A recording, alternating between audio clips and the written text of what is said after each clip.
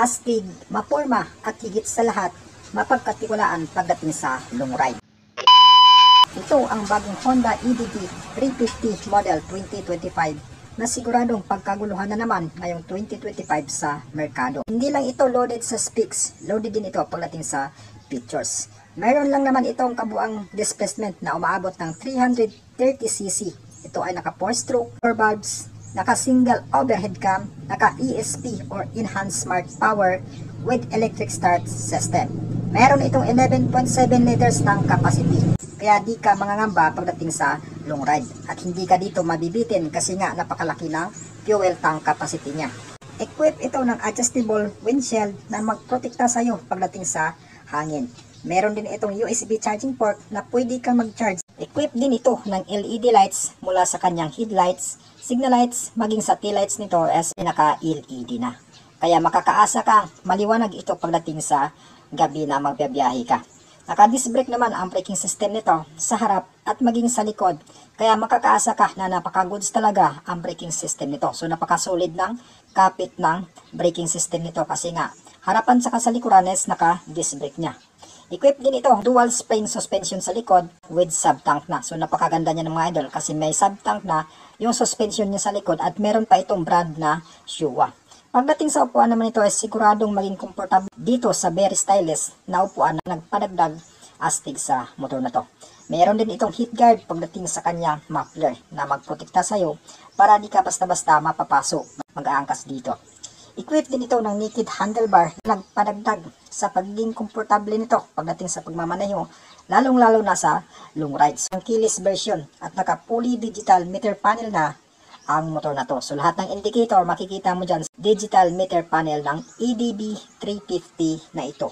At ang malupit dyan mga idol na nagpadagdag talaga sa astig sa motor na to is yung grab bar niya sa likod na hindi talaga buo ang pagkakagawa. Meron din itong very sporty na gulong na perfect talaga kahit sa bangkingan.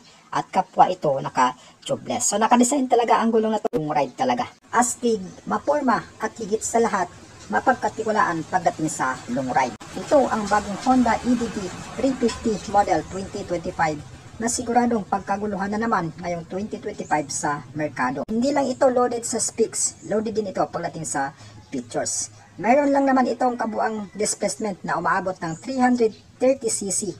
Ito ay naka 4-stroke, 4 valves, naka single overhead cam, naka ESP or Enhanced Smart Power with electric start system. Meron itong 11.7 liters ng capacity. Kaya di ka mangangamba pagdating sa long ride. At hindi ka dito mabibitin kasi nga napakalaki ng fuel tank capacity niya. Equip ito ng adjustable windshield na magprotekta sa iyo pagdating sa hangin.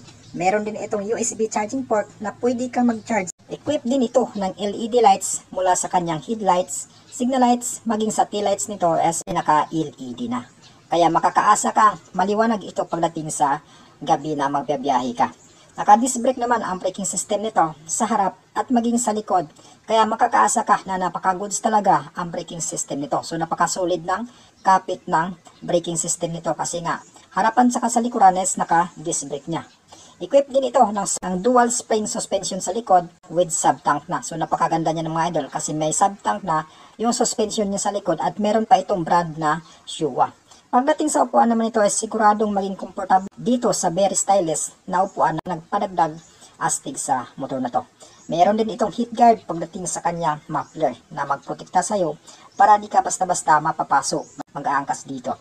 Equipped din ito ng naked handlebar na nagpadagdag sa pagiging komportable nito pagdating sa pagmamaneho, lalong-lalo na sa long rides. Ang keyless version at naka-fully digital meter panel na ang motor na to. So lahat ng indicator makikita mo dyan sa digital meter panel ng EDV 350 na ito. At ang malupit dyan mga idol na nagpadagdag talaga sa astig sa motor na to is yung grab bar niya sa likod na hindi talaga buo ang pagkakagawa. Meron din itong very sporty na gulong na perfect talaga kahit sa bangkingan. At kapwa ito naka-tubeless. So naka-design talaga ang gulong na to. Yung ride talaga. Kayo mga idol, anong masasabi nyo sa motor na to? Itong si EDV 350 na model 2025. Solid din ba ito? Kunin ngayong 2025 mga idol. Paki-comment ng comment nyo sa comment section para mabasa natin. Kung nagustuhan mo yung video na to, mag-like ka na at mag-subscribe dito sa YouTube channel ko at i-follow ako sa FB page ko mga idol. So hanggang dito na lang tayo, hanggang sa susunod na video. Ride safe at ingat palagi.